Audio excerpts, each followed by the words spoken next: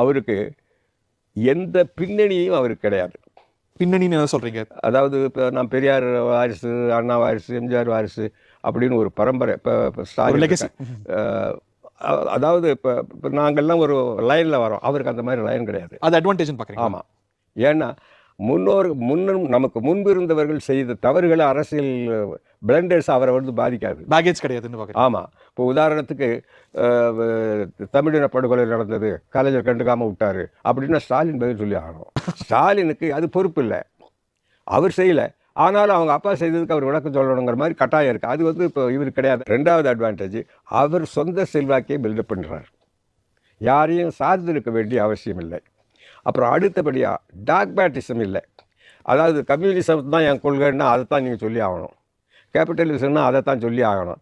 அவர் வந்து ப்ராக்மேட்டிசம், எது மக்களுக்கு நன்மை செய்யக்கூடிய கொள்கையாக தத்துவங்களாக இருக்குதோ அதை எடுத்து பயன்படுத்தலாம். ஒரு ஃப்ளெக்சிபிலிட்டி இருக்குன்னு பார்க்குறீங்க? ஆமாம். அவரே he can create A philosophy.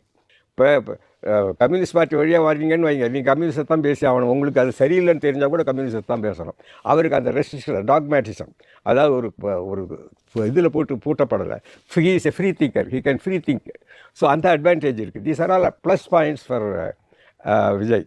அதாவது எந்த பேக்ரவுண்டும் இல்லாத அவருக்கு ஒரு நன்மை, அவரே வந்து சிந்தித்து செயல்படக்கூடியது அவருக்கு ஒரு நன்மை, அவர் உழைப்பினாலேயே ஒரு அமைப்பை உருவாக்கியது அவருக்கு ஒரு நன்மை. இந்த அட்வான்டேஜஸ் எல்லாம் அவருக்கு உண்டு, அதெல்லாம் குறைச்சி மதிப்பிட முடியாது.